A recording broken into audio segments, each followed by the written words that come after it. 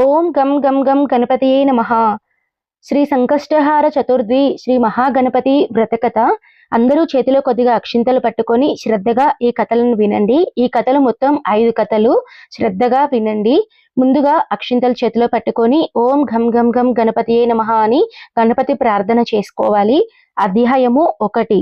సురసేన మహారాజు ఇలా అన్నాడు: ఓ బ్రహ్మదేవ, పూర్వం ఈ వ్రతాన్ని ఎవరు ఆచరించారు? దీని వలన ఏ ఫలం లభిస్తుంది అన్నాడు. అప్పుడు బ్రహ్మదేవుడిలా అన్నాడు: ఓ రాజా, పరమేశ్వరాజ్ఞతో పార్వతీదేవి ఈ వ్రతాన్ని నియమనిష్టలచే ఆచరించింది, మహాఫలాన్ని పొందింది. 5 మాసాలు కుమారస్వామి ఈ వ్రతం గావించాడు. అలానే అగస్త్య మహర్షి దీనిని గావించి 7 సముద్రాలను ఆపోషణం పట్టాడు. 3 నెలలు చేసి విఘ్నేశ్వరుని ప్రసాదం పొందాడు. అలాగే నలచక్రవర్తిని ఎడబాసిన దమయంతీదేవి ఈ పవిత్ర చతుర్థి వ్రతాన్ని చేసి నలుని పొందింది. చిత్రలేఖ దీని ప్రభావం చేత రుక్మిణీదేవి తన పుత్రుడైన ప్రద్యుమ్న కుమారుణ్ణి ఎడబాసి పుత్ర దుఃఖాన్ని భరింపరానీయదైంది. మన్మధుడిని మారు రూపాన్ని పొందిన ప్రద్యుమ్నుడు త్రిలోకుడైన సుందరుడు. అతనిని ఎడబాసిన రుక్మిణీదేవి దుఃఖం అంతా ఇంత అనరానిదిగా అనుభవిస్తుంది. తన తోటి వారి పుత్రులను చూస్తూ రుక్మిణీదేవి కుమారుని వియోగ దుఃఖాన్ని భరింపలేకపోయింది. ఇలా భరింపరాని బాధపడుతున్న ఆమెను చూడ్డానికి ఒకరోజు దైవయోగ రీత్యా లోపశమనముని వచ్చాడు. ఆయనను సగౌర భక్తి వినయ సంప్రదాయాలతో అర్ఘ్యపాద్యాలతో పూజించి ఉచితాసనముపై రుక్మిణీదేవి కూర్చుండబెట్టి ఆ దివ్య మహర్షినికి తన పుత్ర వియోగ దుఃఖ భారాన్ని వినిపించింది. అమ్మా రుక్మిణీదేవి, నీ దుఃఖ భారము అంతా నాకు అర్థమైంది. ఈ పుత్ర వియోగం తొలగి సమగానము కావాలనుకున్న సంకష్ట చతుర్థి వ్రతం ఆచరించాలి. దాని ప్రభావం వలన నీ కుమారుడు శంబరాసురుణ్ణి వధించి నీకు లభిస్తాడు అని చెప్పాడు. అప్పుడు రుక్మిణీదేవి ఈ సంకష్టహార చతుర్థి వ్రతం ఆచరించింది. బాణాసురుని సోనపురంలో బంధింపబడ్డ అనిరుద్ధ కుమారుడు కూడా ఈ వ్రత ప్రభావము వలనే ఆ రాక్షసుని కుమార్తెను వివాహం కావించుకొని మరి ఆ రక్కసుని జయించి శ్రీకృష్ణ పరమాత్మను తన తండ్రిని కలిశాడు. అప్పుడు బ్రహ్మదేవుడు ఆ మహారాజుకు ఇలా చెప్పాడని సూతుడు శౌనకాది మునులకు ఈ కథను తెలుపుచున్నాడు. ఓ రాజా, నా సృష్టి నానా రకములతో అనేక గందరగోళములతో కూడి ఉంటున్నదని నీకు చెప్పనక్కర్లేదు. దేవ, దానవ, నర, కిన్నెర, కింపురుష, ఉరగాదులందరూ ఉన్నారు. వీరందరికీ ఆపదలు సంభవిస్తాయి. అలాంటి సమయాల్లో సర్వాపదలకు నివారణ గావించే ఈ వ్రతాన్ని ఏ వారము తప్పక చేస్తే చిత్తశుద్ధి లభించి ఆపదలన్నీ అంతమవుతాయి, సర్వసిద్ధులు లభిస్తాయి. ఆయురారోగ్యాలతో పుత్ర కలత్ర పౌత్రాదులతో వారుంటారు. దానాలు కానీ, తపస్సు కానీ, యజ్ఞ యాగాదులు కానీ ఈ వ్రతంకు సరికావు. ముందు మహాగణపతిని ఆవాహనం చేసి ఈ వ్రతాన్ని ఆచరించాలి. ఈ వ్రత కథను సర్వ బంధువులు, మిత్రులు, ఆప్తులు పిలిచి వినాలి. అందరితో వ్రతాంతముందు దేవికి మహా నైవేద్యము నివేదించి మంగళహారతి ఇచ్చి అనంతరం ప్రసాదాన్ని అందరూ భక్తితో ఇచ్చి వ్రతమాచరించేవారు స్వీకరించాలి. నాస్తికులు కానీ, ఆస్తికులు కానీ, శరలు, పాషాండులు ఎవరైనా ఈ వ్రతాన్ని ఆచరిస్తే వారందరకు సర్వ సుఖాలను పొందుతారు. గురువులు, శిష్యులు, పుత్రులు, మిత్రులు అందరూ ఈ వ్రతం ఆచరించవచ్చును. సుమా రాజేంద్ర, ఇలా ఈ మహారాజు రాజ్యాన్ని బాసియున్న అతడు బ్రహ్మదేవుని వలన విని ఈ సంకష్టహార చతుర్థి వ్రతాన్ని భక్తి శ్రద్ధలతో ఆచరించి తన పుత్ర మిత్ర కలత్రాదులతో సహా రాజ్యాన్ని పొంది హాయిగా ఉన్నాడని సూత మహర్షి శౌనకాదులకు ఈ వ్రత మహత్య విధానాన్ని వినిపించవారెందరోనని ఆనందాన్ని పొందారు. అధ్యాయము 2. తరువాత బ్రహ్మదేవుడిలా చెప్పాడు: మొదటి నెలలో వచ్చే పంచమి, సప్తమి తిథులందు ఈ వ్రత ఉద్యాపనం జరపాలి. ఈ వ్రతాన్ని గావించాలని మనసు కల మనిషికి ముఖ్యంగా భక్తి కావాలి. పూజా ద్రవ్యాలన్నీ సమకూర్చుకొని మంచి మనస్సుతో పుష్పమంటపం ఏర్పాటు కావించుకోవాలి. అచ్చట రకరకాల చిత్రాలతో రంగులతో గల వస్త్రాన్ని పరచాలి. రంగవల్లులతో రంగులతో ఆ మంటపాన్ని అలంకారాన్ని గావించాలి. కలశ స్థాపన చెయ్యాలి. చందనాది సుగంధాలు, నానా రకాలు పరిమళము గల పుష్పాలు, టెంకాయలు, అప్పుడు లభించే ఫలాలు, అర్ఘ్యపాద్యాలు అన్నీ సమకూర్చుకోవాలి. ఓ సంకష్టదేవి, ఈ మంచి తిథిలో నీ వ్రతాన్ని ఆచరిస్తున్నాం. మా గృహమంతా నీ పూజా మందిరముగా చేసుకో. నీకు మా సహస్ర వందనాలు అర్పించుచున్నాం. అర్ఘ్యపాద్యాదులు మేము సమర్పించినవి నీవు ప్రీతిపూర్వకంగా స్వీకరింపుము. హే విఘ్నేశ్వర, లంబోదర, మోదక ప్రియ, నీవు మా మన పుష్పాలను సమర్పించాము. పాల సముద్రంలో జన్మించినవాడా, అత్రి మహర్షి గోత్ర సంభూత, మా గృహములో నీకు అర్ఘ్యం సమర్పిస్తున్నాం. భక్ష్యము, భోజ్యము, లేహ్యము, ఫలాలు, పుష్పాలు అన్నీ నీకు భక్తితో సమర్పిస్తున్నాం అని మహాగణపతి హోమం గావించాలి. ఈ మహాగణపతి మూలమంత్రాన్ని సహస్రం గాని, 500 గాని లేదా అష్టోత్తర శతం కానీ జపించాలి. అనంతరం పూర్ణాహుతి ఆచరించాలి. హోమశేషాన్ని అందరూ భుజించాలి.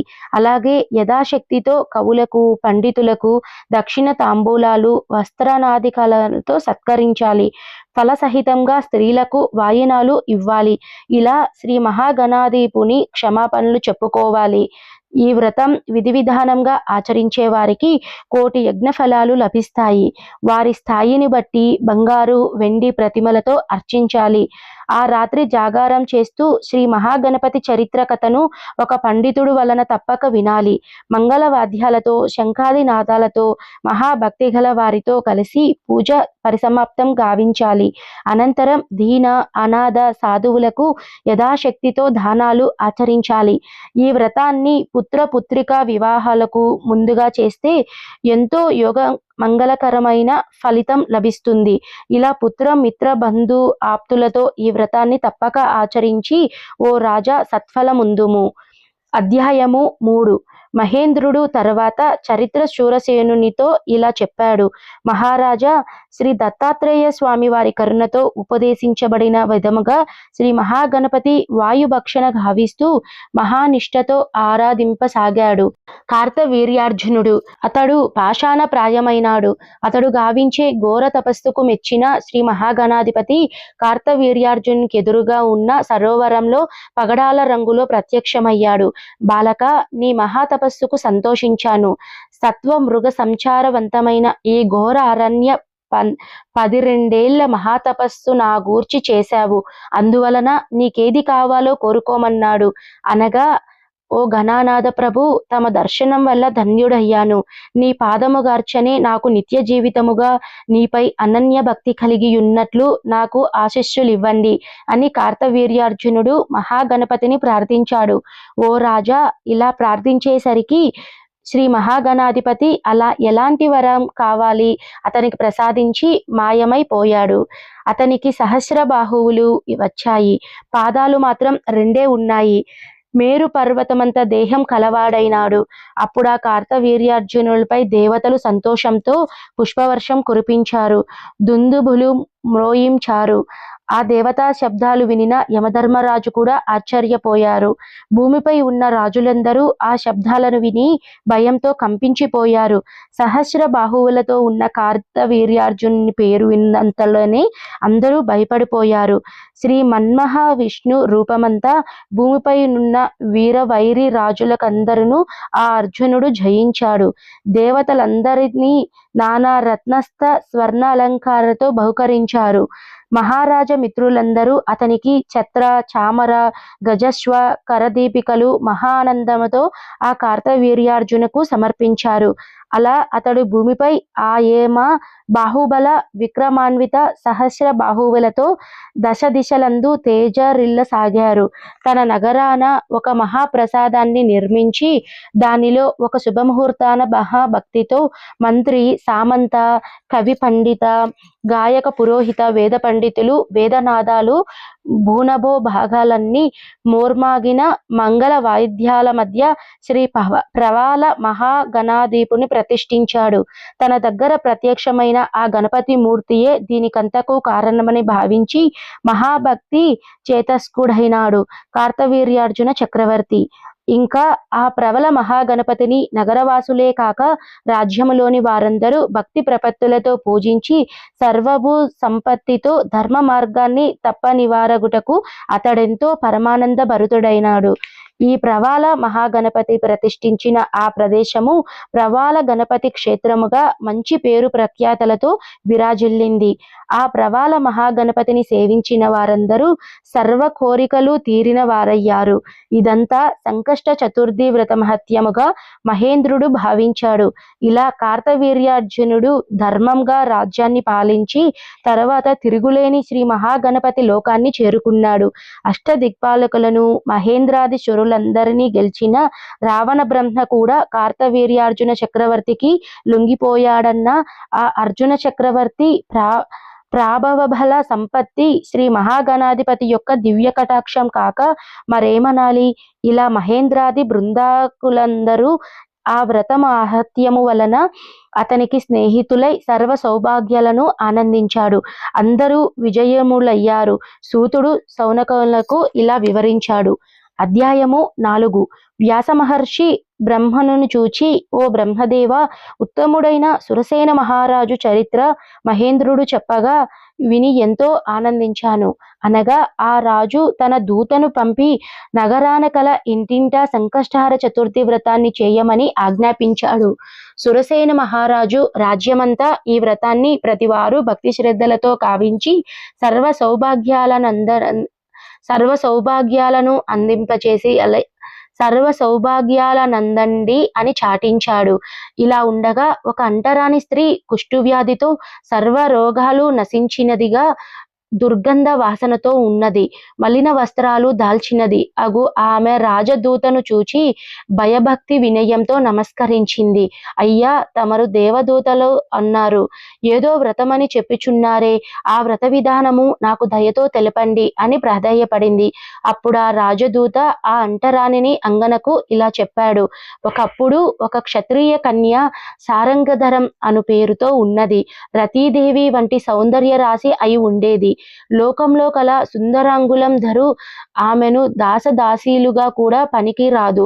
ఇక యవ్వకులకు ఆమె చూచి ఉవ్వెళ్ళుచున్నారని వేరే చెప్పాలా? ఆ విశ్వమోహిని దైవయోగంతో జారినిగా మారింది.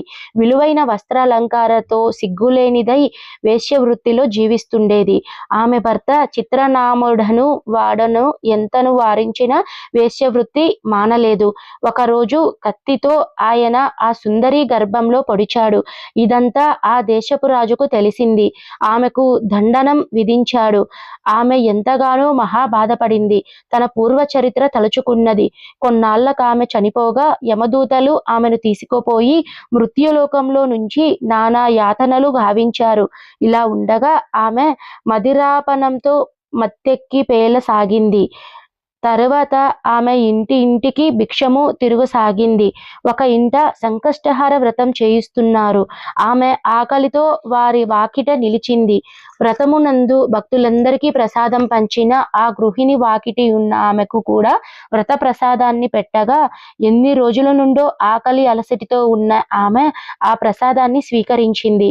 దాంతో ఆ ప్రసాద మహిమ వల్ల శ్రీ మహాగణాధిపతి దూతలు ఆమెను విమానంపై నుంచి శ్రీ గణనాథుని లోకానికి తీసుకుపోయారు. ఇలా దేవదూత చెప్పిన సంకష్ట చతుర్థి వ్రత మహత్య మాలించిన అంటరాని స్త్రీ ఆ దివ్య వ్రత ప్రభావము వలన మహా తేజముతో దివ్య రూపిణి అయ్యింది. దేవదూత ఆమెను మహాగణాధిప సంస్థానానికి తీసుకుపోయాడు. ఈ అంటరాని స్త్రీ యొక్క చరిత్ర మాలించిన దేవేంద్రుడు సురసేన మహారాజు మహాదాశ్చర్య సంతోష పరవశుడయ్యారు. ఆ అంటరాని అంగను శ్రీ మహాగణాధిపతి దూతలు విమానముపై నుంచి గగన మార్గాన 14 లోకాలు తిప్పుతూ శ్రీ మహాగణాధిపతి చరిత్రను ఆమెకు మూలగా వినిపించసాగారు. అందువలన ఓ మహర్షులారా, ఈ వ్రత మహత్యమేమని నేను మీకు వివరింపనని ఇదేనని సూతుడు శౌనకాదులకు తెలిపారు. అధ్యాయము 5. వశిష్ఠ మహర్షిని చూచి సురసేనుడిలా అన్నాడు. మహాత్మా, సంకష్ట చతుర్థి వ్రత మహత్యాన్ని చెప్పమని కోరగా వశిష్ఠ మహర్షి ఇలా చెప్పసాగాడు. రాజా విను. మాఘ బహుళ మంగళవారం నాడు ఈ వ్రతాన్ని ఆచరించడం పరమోత్తమం. అంతేకాదు ఆ సమయమున గావించిన ఈ వ్రతము మూలంగా సర్వ కార్యసిద్ధులు అవుతాయి. అది వినిన రాజు వ్రతాన్ని కావలసిన సంబరాలతో శ్రీ వశిష్ఠ బ్రహ్మర్షి యొక్క ఆజ్ఞానుసారం శ్రీ మహాగణాధిపతిని ముందుగా పూజించి భక్తితో ఆ దేవుణ్ణి నామజపం గావించారు. అలాగే సాయం సమయమున శ్రీ వశిష్ఠుల వారిచే అధ్వర్ని గావించారు. అరటి బోధలతో మహామండపం నిర్మించారు. నానా వస్త్రబలం కారాలతో, ఛత్ర చామరాలతో, అనేక పుష్పమాలతో, దివ్య దీపాలంకారాలతో ఉన్న మంటను మధ్య భాగంలో బంగారు కలశ స్థాపన చేశారు. అచ్చట శ్రీ మహాగణాధీపుని స్వర్ణ ప్రతిమను ఉంచాడు. అచ్చట గల స్వర్ణ మహాగణాధీపుని ప్రతిమ ముల్లోకాలను వెలుగులు చిమ్మాయి. ఇక కవులు, గాయకులు, పండితులు, వేద విధులు శ్రీ మహాగణేశ్వరుని దివ్య చరిత్రను దిక్కులు పిక్కటిల్లినట్లు మధురగానం చేస్తున్నారు. నర్తకీమణులు నృత్యం చేస్తున్నారు. వైదికులు, పౌరాణికులు హృదయపూర్వకమైన భక్తితో పూజ కావిస్తున్నారు. షోడశోపచారాలతో, పంచామృతాలతో, మోదకులతో, లడ్డులతో, పాయసాన్నం, శర్కరలతో శ్రీ గణాధీపుని మహానైవేద్యం సమర్పించారు. శ్రీ గణనాథుడు సంతుష్టి చెందాలని ఆ రాజచంద్రుడు భక్తితో సమర్పించాడు. దక్షిణ తాంబూలాలను ఇచ్చారు. శ్రీ మహాగణాధిపతునికి ప్రీతికరమైన దూర్వంకురాలతో అంటే గరికతో పూజ గావించారు. ఇలా పూజ గావించి పూజ అనంతరం కవులకు, పండితులకు విశేషముగా నూతన వస్త్రాలంకార దానం గావించాడు. ఇలా ఆ రాజచంద్రుడు గావించిన వ్రతాన్ని శ్రీ గణేశుడు కూడా సంతుష్టుడయ్యాడు. ఆ రాత్రి శ్రీ గజాననుని దివ్య కథాశ్రవణముతో జాగరణం చేశాడు.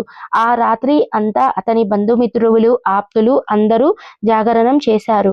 మరునాడు స్నానం చేసి మరలా శ్రీ గజాననుని ఏకాగ్ర చిత్తంతో పూజించాడు. అలా తుష్టి నందిన మహాగణపతిని తనలాంటి దూతలను విమానములో వచ్చి రాజు దగ్గరకు పంపారు. వినాయకుని విమానానికి మహారాజు అధిష్ఠించాడు. దాని మూలంగా లోకాలన్నీ తిరిగి వచ్చారు. గణాధీపుని కృపనందాడని శౌనకాదులకు సూతుడు తెలిపాడు. సంకష్ట చతుర్థి వ్రత ఫలితం. కృతవీర్యుడు, పరమ ధర్మాత్ముడు, దానశీలుడు, బ్రాహ్మణుల పట్ల, దేవతల పట్ల భక్తి కలిగినవాడు, పుణ్యాత్ముడు అయ్యుండి కూడా అతనికి ఎంత కాలమునకి సంతాన భాగ్యం కలుగలేదు. అప్పుడు అతడు తన రాజ్యాంగాన్ని మంత్రులకు అప్పగించి అడవులకు పోయి కేవలం గాలిని మాత్రమే సేవిస్తూ సంతానం కోసం కఠోర తపస్సు చేయసాగాడు. నేడో రేపో మరణించడానికి సిద్ధంగా ఉన్న పరమేశ్వరుని అనుగ్రహాన్ని పొందలేకపోయాడు. దీనికి కారణం అతడి పూర్వజన్మలోని సంచిత కర్మములు బలీయంగా ఉండడమే. జన్మాంతరీయమై అతడు పాపము ఏ విధంగా నశించునో చూడండి. అంతకంటే ముందు అతడి పూర్వ చరిత్రను తెలుసుకుందాం. పూర్వం జన్మలో కృతవీర్యుడు ఒక కడజాతివాడు, పరమ దుర్మార్గుడు. ఇతడి దర్శన మాత్రం చేతనే తన సమస్త పుణ్యాలు హరించుకుపోతాయి. ఇతడు ఓ సందర్భంలో డబ్బు కోసం 12 మంది అమాయకులు, సత్పురుషులు అయిన బ్రాహ్మణోత్తములను దారుణంగా హత్య చేస్తాడు. ఆ బ్రహ్మహత్య దోషమే అతడికి తరువాత జన్మలో అంటే కృతవీర్యుడిగా పుట్టి తరువాత కూడా వేధిస్తుంది. అయితే ఇంతటి కఠినాత్మకుడుకు, దుర్మార్గుడుకు కూడా అతడికి తెలియకుండానే మాఘకృష్ణ చతుర్థి రోజు చంద్రోదయ సమయంలో గణపతిని స్మరించడం వల్ల ఒకసారి, మరోసారి అదే జన్మలో చివరిసారి కూడా అదే తిథిలో మరణించడం వల్ల తరువాత జన్మలో కృతవీర్యుడనే రాజుగా జన్మిస్తాడు. అనుకోకుండా గత జన్మలో ఇతడు గణపతిని ఏ విధంగా స్మరించాడో చూడండి. అది మాఘకృష్ణ చవితి రోజు చంద్రోదయ సమయం. ఆ రోజు ఈ కఠినాత్ముడికి ఎక్కడా లభించని ఆహార పదార్థాలు లభించాయి. అతడి కుమారుడి పేరు గణపతి. ఈ తిండి పదార్థాలు తన కుమారుడితో కలిసి భుజించడం కోసం గణపతి గణపతి తొందరగా రా అంటూ కొడుకును పిలుస్తున్నాడు. ఈ కఠినాత్ముడు ఆ రోజు గణపతికి అత్యంత ప్రీతిపాత్రమైన దినం. ఆ రోజుని అందరూ సంకష్టహార చతుర్థి వ్రతాన్ని ఆచరిస్తారు. ఆ రోజు ఏ ఉద్దేశంతో కానీ ఎవరైనానో కానీ గణపతిని కనుక ఒక్కసారి స్మరిస్తే చాలు అతనికి విశేష పుణ్యఫలములు లభిస్తాయి. కఠినాత్ముడికి కూడా ఆ విధంగా అనంతమైన పుణ్యం లభించింది. ఆ తర్వాత మళ్ళీ కొంతకాలానికి అదే మాఘకృష్ణ చవితి రోజున చంద్రోదయ సమయమున అతడికి మరణం సంభవించింది. పరమ పవిత్రమైన ఆ దినాన అతడు మరణించడం వల్ల వైనాయక లోకాన్ని పొందాడు. ఆ పుణ్య విశేషం వల్లనే మరుజన్మలో కృతవీర్యుడనే రాజుగా జన్మించాడు. అయితే పూర్వజన్మలో 12 మంది బ్రాహ్మణులను అకారణంగా చంపిన పాపం వల్ల అతనికి మరుజన్మలో ఎంత కఠోర తపస్సు చేసినా కూడా సంతాన భాగ్యం కలుగలేకుండా పోయింది. అయితే కృతవీర్యుడు తన సంవత్సరం పాటు నియమపూర్వకంగా సంకష్ట చతుర్థి గణపతి వ్రతాన్ని ఆచరిస్తే తప్పక సంతానం భాగ్యం కలుగుతుందని ఒక బ్రహ్మదేవుడు కృతవీర్యునికి తండ్రికి తెలియచేస్తాడు. ఈ వ్రతం మాఘ బహుళంలోని మంగళవారంతో కూడిన చవితి ఎప్పుడైతే వస్తుందో ఆ రోజు చంద్రోదయ సమయమున శుభముహూర్తంలో ఈ వ్రతాన్ని ప్రారంభించాలి. విధి విధానంతో సాధకుడు 1 సంవత్సరం పాటు ఆ వ్రతాన్ని ఆచరించాలి. శమీ వృక్షం మొదట్లో కూర్చొని ఉపవాస దీక్షాపరాయణుడై గణపతి మంత్రాన్ని సాయంత్రం అయ్యేంత వరకు వ్రతమాచరించే పవిత్ర దినమున జపించాలి. వ్రతం ఆచరించే సంవత్సరం కాలు పాటు కొన్ని ఆహార నియమాలు పాటించాల్సిన అవసరం ఉంటుంది. శ్రావణ మాసంలో 7 లడ్లను, భాద్రపద మాసంలో దది భక్షణ, ఆశ్వీజ మాసంలో ఉపవాసం, కార్తీక మాసంలో పాలను కానీ లేదా పానకాన్ని కానీ తీసుకోవాలి. మార్గశీర్ష మాసంలో నిరాహారాన్ని, పుష్యమాసంలో గోవు మూత్రాన్ని మరియు పానకాన్ని, మాఘమాసంలో తిలల్ని, ఫాల్గుణ మాసంలో చక్కెరను మరియు ఆవు నెయ్యిని, చైత్రమాసంలో పంచగవ్యాలని, వైశాఖంలో పుష్కర విత్తనాలను, జ్యేష్ఠమాసంలో ఆవు నెయ్యితో కూడిన భోజనాల్ని, ఆషాఢ మాసంలో మధుభక్షణములు చేయాలి. ఈ విధంగా ఎవరైతే క్రమబద్ధంగాను నియమపూర్వకంగాను 1 సంవత్సరం పాటు సంకష్టహార చతుర్థి గణపతి వ్రతాన్ని ఆచరిస్తారో అటువంటి వారికి సమస్త సంకష్టాలు నాశనమైపోతాయి. బిడ్డలు లేని వారికి సంతానం కలుగుతుంది. వారి యొక్క సమస్త మనోభిష్టాలు నెరవేరుతాయి. కళ్ళు లేని వారికి కళ్ళు, మూగవాళ్లకు నోరు, కాళ్ళు లేని వాళ్ళకి కాళ్ళు తిరిగి వస్తాయి. రాజ్యభ్రష్టులకు తిరిగి రాజ్యం ప్రాప్తిస్తుంది. ఇంతెందుకు, వ్రతం ఆచరించిన వారికి సమస్త సిద్ధులు చేకూరుతాయి.